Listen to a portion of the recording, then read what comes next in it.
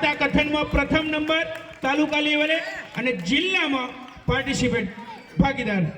ખૂબ ખૂબ અભિનંદન દીકરીને. હવે ચિત્ર સ્પર્ધામાં પ્રથમ નંબર તાલુકામાં ઠાકોર કોમલ દિલીપસિંહ. ખૂબ સરસ. આપણે તાલુકામાં પ્રથમ નંબર આવેલો છે. આપણું નામ રોશન કર્યું છે દીકરીએ. એમને શિલ્ડ આપશે મધ્યવર્તીના સાહેબ દર્શનભાઈ. ખૂબ સરસ. આખા શંખેશ્વર તાલુકામાં એટલું જોરદાર ચિત્ર હતું કે ત્યાંના અધિકારીએ પ્રથમ નંબર આપ્યો છે અને જિલ્લામાં પણ એમની પ્રતિનિધિત્વ કર્યું હતું. આપણે આશા રાખીએ કે આવતી વખત જિલ્લા અને રાજ્ય સુધી આપણી આ ફતેપુરની દીકરી પહોંચે એ આપણા માટે ગૌરવની વાત છે. હવે ખેલ મહાકુંભમાં ગોળા ફેંકમાં બીજો નંબર ઠાકોર રવિ અમરસિંહ. રવિ, હા, ગુંજતું થયું ભાઈ આપણું બીજો નંબર.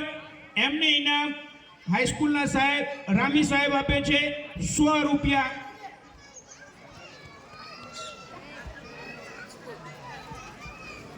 પછી 200 મીટરની દોડમાં ત્રીજો નંબર વાઘરી વિજયભાઈ વિનોદભાઈ છે. હાજરભાઈ,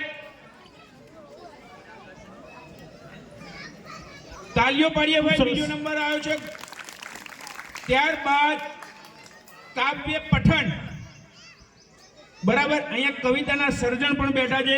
એમાં ત્રીજો નંબર આવ્યો ઠાકોર મહેશજી કાળુજી. એમને પણ 101 રૂપિયા ઇનામ સાહેબ રામીસિંહ સાહેબ તરફથી આપવામાં આવે છે.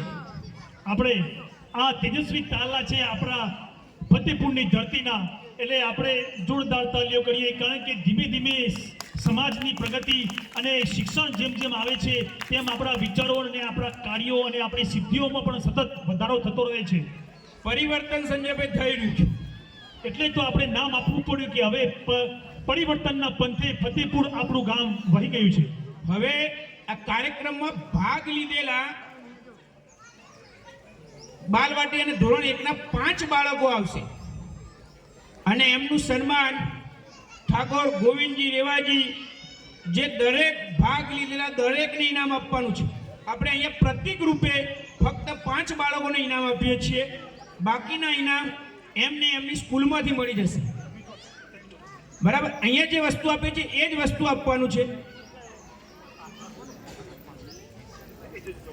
અને બીજું, બીજા મોટા છોકરા 6 થી 8 ના, એટલે કે 6 થી 10 ધોરણ સુધીના, એ પણ 5 આવશે. સ્ટેજ ઉપર જશે.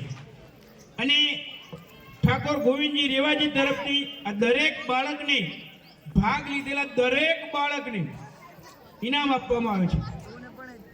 ખૂબ સરસ. દર વખત ગોવિંદજી આપણને ગિફ્ટ આપે છે.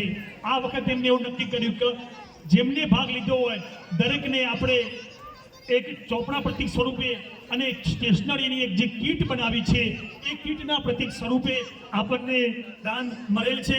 તો એક જોરદાર તાલીઓ થઈ જાય.